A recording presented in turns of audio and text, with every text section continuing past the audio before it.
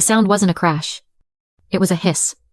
A wet, electrical sizzle that smelled like burning plastic and ozone.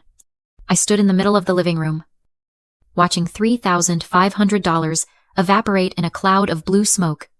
Jackson, my 13-year-old nephew, didn't look sorry. He stood over the custom-built, transparent PC tower I had spent weeks sourcing, an empty can of energy drink, upside down, in his hand, dripping sticky liquid directly into the cooling fans. He looked me dead in the eye and sneered. Before I could even exhale, my brother Lucas was in my face. His face was red. Vin, popping. But not at his son. At me. "You did this!" he screamed, stabbing a finger toward my chest. "You bought the wrong specs, you embarrassed him in front of everyone. You fix this, Elena, or you get the hell out of my house." The room went silent. The investors, the family, the catering staff, everyone froze. I looked at the ruined machine. Then, at Lucas, for the first time in my life. I didn't apologize. I didn't pull out my checkbook. I felt a strange, cold calm wash over me. I reached into my purse, pulled out my car keys, and looked him in the eye. "Okay," I whispered. "I'm gone. Have you ever been the one cleaning up the mess? Only to be blamed for making it?" Drop a yes in the comments if you know exactly how that feels. I want to know I'm not the only one. To understand why that moment was the end of the world for my brother, you have to understand the world I built for him. My name is Elena. I am 32 years old. And on paper, I am the Chief Operating Officer of Lumina Events. In reality, I am the ghost in the machine. Lumina is a luxury event planning firm. We do six-figure weddings, corporate galas for tech giants, and private retreats for people who have never booked their own flights. When you see a photo of a Lumina event, you see Lucas. He's the one in the Italian suit, holding a glass of champagne, shaking hands, and laughing with the clients. He's the visionary. He talks about aesthetics and vibes. But while he's charming the clients, I'm in the back hallway wearing a headset, screaming at a florist who brought the wrong hydrangeas, renegotiating a catering contract because Lucas promised a menu we couldn't afford, and transferring funds from 3 different accounts just to make payroll clear on time. I am the architect. He is the billboard. And then there is the glass house. That is what we call it. A sprawling, modern minimalist villa with floor-to-ceiling windows overlooking the city. It is the kind of house that says, "I have made it." Lucas lives there with his wife, Bianca, and their son, Jackson. He tells everyone he bought it with his bonuses from the big merger deal 3 years ago. He didn't. I signed the lease. I pay the rent. I categorized it as corporate housing under the company expenses so Lucas could maintain the image of a wealthy CEO without actually having the credit score to rent a 1-bedroom apartment. But I let him have it. I let him play the king because I thought that was my job. I promised our parents on their deathbed that I would look after him. I thought looking after him meant protecting him from reality.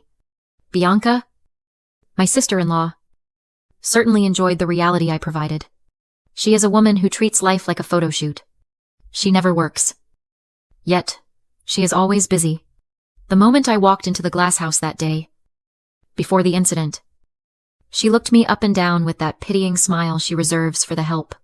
"Oh, Elena," she said, sipping a latte that cost $8. "You're wearing that blazer again. We really need to get you a stylist. It reflects poorly on the brand when the COO looks like she shops at a discount rack."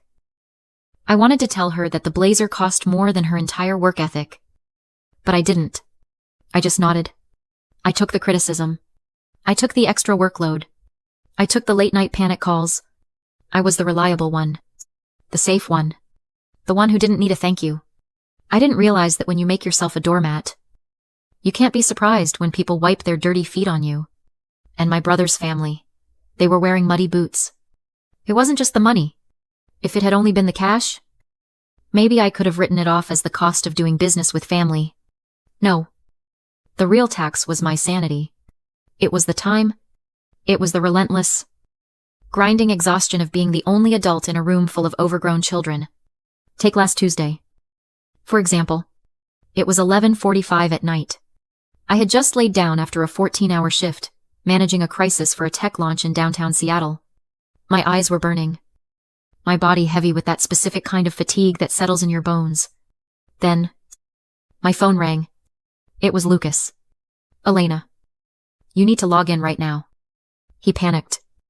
His voice breathless. "The budget spreadsheet for the gala? It's broken. The formulas are gone. The client is asking for the projection in the morning, and the whole file is corrupted." My heart hammered. A corrupted file is a disaster. I dragged myself out of bed, opened my laptop, and logged into the server. I pulled up the file. It wasn't corrupted. He had just minimized the toolbar. I clicked one button. The toolbar reappeared. The formulas were fine. "It's fixed," I said, my voice flat. "Oh." He laughed. A sound devoid of any real apology. "You're a lifesaver. Elle. I don't know what I'd do without you. I'm just not good with the tech stuff. You know, my brain doesn't work that way." That was the phrase. My brain doesn't work that way. For years. I believed him. I thought he was just scatterbrained. The creative genius who couldn't be bothered with the mundane details of logistics, but sitting there in the dark, looking at the blue light of my screen. I finally let myself see the truth. Lucas isn't stupid. This is a man who can memorize the stats of every player in the NFL for his fantasy league. He can navigate complex sports betting apps, calculate parlay odds in his head instantly, and edit his Instagram photos with the precision of a graphic designer. He figures out exactly what he wants to figure out. His inability to do basic work isn't a flaw, it is a strategy. It is weaponized incompetence. By pretending he can't do the spreadsheet, or doesn't understand the utility bill portal, or forgot how to renew the car registration. He forces me to do it. He knows that I am too responsible to let the company fail, or let the lights get cut off at his house. He knows that if he acts helpless enough, I will step in to save him, because I always have. It is a control tactic, wrapped in a smile. He outsources his adulthood to me, piece by piece, until I am carrying the weight of 2 lives, while he floats through one. And why did I let him? Why did I pick up the phone at midnight? Because of a promise made in a sterile hospital room 6 years ago. Our parents started Lumina events with nothing but a Rolodex and grit. When my father got sick, and my mother followed shortly after, they didn't look at Lucas to save the legacy. They looked at me. "Elena," my father had whispered, his grip weak on my hand. "Lucas. He shines, but he burns fast. You have to be the rock. Promise me you won't let him fall. Promise me you'll keep the family together. You have to be the rock. It is a curse to be the strong child. No one ever asks if the rock is heavy. No one asks if the rock wants to be put down. They just build on top of you, layer after layer, until you are buried so deep, you can't even remember what the sun looks like." I kept that promise. I managed the books. I covered the mistakes. When Lucas spent the catering deposit on a networking trip to Vegas, I moved money from my personal savings to cover it, so the vendors wouldn't walk. When he forgot to pay the electric bill for the glass house, and they threatened to cut the power, I set up the autopay from my account. I told myself I was honoring my parents. I told myself I was keeping the family together. But looking back, I wasn't keeping us together. I was being held hostage by a ghost. And the ransom price was getting higher every single day. I just didn't know that the final bill was about to arrive. And it would come in the form of a shattered computer, and a boy who had never heard the word no. The party was less of a birthday, and more of a coronation. Lucas and Bianca had turned the glass house into a showroom. There were silver balloons arching over the entryway, a DJ booth set up by the infinity pool, and a catering spread that I knew, for a fact, cost more than my first car. The air smelled of expensive cologne and truffle oil, and everywhere I looked, there were investors. This wasn't for Jackson. This was a networking event disguised as a milestone. Lucas was working the room, holding a scotch he didn't pay for, laughing too loud at jokes that weren't funny. Bianca was floating between groups of wives, pointing out the custom architecture of the home I was currently leasing for them. I walked in through the side door, my arms straining under the weight of the box. It was heavy, physically heavy. Yes, it was a massive tower case, with tempered glass panels, but it felt heavier emotionally. This box represented weeks of stress. Jackson had demanded a streaming PC. Not just any PC, but a specific, custom-built rig with neon cooling loops and top-tier specs. I had spent nights scouring forums, tracking down parts during a supply shortage, and calling in favors with a vendor in Taiwan just to get the GPU. It cost $3,500. I paid for it. I told myself it was a peace offering. If I could just give Jackson exactly what he wanted, maybe there would be a moment of quiet. Maybe Lucas would see the effort. Maybe I could buy my way out of the resentment for just one afternoon. I set the box down on the gift table, which was already overflowing. Jackson was sitting on the white leather couch, wearing a designer hoodie and scrolling on his phone, looking bored out of his mind. "Happy birthday, Jax," I said, trying to sound enthusiastic. "Open the big one."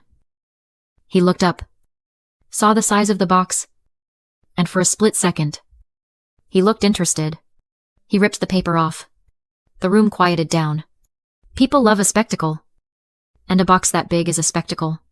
Lucas drifted over, sensing an opportunity to show off his provider status. "Look at that," Lucas announced to the room, beaming. "Only the best for my boy." Jackson slid the cardboard cover off. The machine was beautiful. Internal LED strips, liquid cooling, sleek white casing. But Jackson didn't smile. He leaned in, squinting at the specs list printed on the side of the box. "Wait," he said. His voice wasn't loud, but in the sudden silence of the room, it carried. "This says RTX 4080. I stepped forward, smiling nervously. "Yeah, it's a beast, Jax. The 4090 seconds are on backorder everywhere. Literally impossible to get. But the 4080 is still—" "You got the 4080, he interrupted, looking at me with pure disgust. "I told you, the 4090. I specifically said the 4090. This is the old version." "It came out 2 months ago," I said, my smile faltering. "It's top of the line." "It's garbage," Jackson shouted. He stood up, his face twisting into a performative rage that I had seen his father use 1,000 times. "I can't stream on this. The frame rates are going to be trash. Why do you always ruin everything?" The room was dead silent now. The investors were watching. The catering staff had stopped moving. And then, he did it. Jackson was holding an open can of energy drink, some neon blue sugary sludge. He looked at me. Then he looked at the open top of the PC case, where the ventilation fans were exposed. "If it's trash," he sneered, "then treat it like trash." He tipped the can. The liquid poured out in a steady, sticky stream, splashing directly into the motherboard and the cooling unit. I gasped. Someone in the back of the room whispered, "Oh my God." The machine hissed. A spark popped, loud and sharp, and a thin trail of gray smoke curled up from the vent. The smell of ozone and burnt sugar hit us instantly. $3,500. Gone in 4 seconds. I stood there, frozen. I waited for Lucas to grab his son. I waited for him to yell, to discipline him, to drag him to his room. I waited for him to be a father. But Lucas didn't look at Jackson. He looked at the crowd. He saw the investors watching, judging the chaos, judging the spoiled child, judging the lack of control. He needed a villain, and he wasn't going to let it be his son. He turned on me. Elena Lucas Juarez. His face turning that violent shade of red. "What is wrong with you?" He blinked, stunned. "Me." "You knew what he wanted," Lucas shouted, stepping into my personal space, using his height to intimidate me. "You bought the cheap version. You embarrassed him. Look at him. He's upset. You ruined his birthday. He just poured a drink into a $3,000 computer." "Lucas," I pointed at the smoking ruin. "Because he's disappointed," Bianca chimed in, gliding over. Her voice was ice cold, calm, and terrifying. She placed a protective hand on Jackson's shoulder. who was now crossing his arms and pouting like the victim. You know Jackson has sensory issues with disappointment. Elena. You triggered him? This is incredibly selfish of you. You're always so cheap. Trying to cut corners with our family. Cheap, I whispered. The word felt like a slap. I paid for it. I paid for everything. I paid for this party. Don't you dare make this about money. Lucas, he said, lowering his voice, so only I could hear. But with enough venom to kill, you are humiliating me in front of the investors. Fix this. Now. Fix what I asked. My voice, shaking. Apologize to him. Lucas commanded, pointing at Jackson. Tell him you're sorry for buying the wrong gift. And tell him you'll replace it with the right one tomorrow. I looked at Jackson. He was smirking. A tiny, imperceptible lift of the corner of his mouth. He had won. He had destroyed something valuable. And his parents were handing him a crown for it. I'm not apologizing, I said quietly. Lucas checked his watch, then looked at me with eyes that were complete strangers. You have 5 minutes, he said. 5 minutes to say sorry to my son and fix this mess. Or you can get out of my house and don't come back until you learn some respect. I didn't slam the door. Slamming the door is what a teenager does. It's what an emotional, hysterical woman does. It's what Lucas wanted me to do because it would have proved him right. It would have proved that I was unstable. That I was just having a moment. And that I would eventually come back. Crying and apologizing. Begging to be let back into the fold. So I closed it softly. I walked past the investors holding their wine glasses. Past the catering staff, clearing plates. And past the silver balloons arching over the driveway. I walked to my sedan. Parked next to Lucas's leased Porsche. And I got in. I sat there for a moment in the silence. The air conditioning hummed to life. Cool and sterile against my skin. I looked at my hands on the steering wheel. I expected them to be shaking. I expected to be crying. I expected the crushing weight of guilt that usually follows every single boundary I have ever tried to set. But my hands were steady. My eyes were dry. And then I smiled. It wasn't a happy smile. It was the smile of a prisoner who realizes the cell door was never locked. For years, I had been terrified of being the bad guy. I swallowed every insult, paid every bill, and fixed every disaster, because I was so afraid of being called selfish. I was afraid they would say I didn't care about family. But sitting in that car, watching the lights of the glass house reflect in my rearview mirror, I finally understood. They didn't want a sister. They didn't want an aunt. They wanted a servant. And the moment the servant stood up, she became the villain. Fine. If protecting my dignity makes me the villain in their story, then I will be the villain. I will be the best villain they have ever seen. Because the hero was just a doormat with a different name. And the doormat just stood up? Here is the shortened version.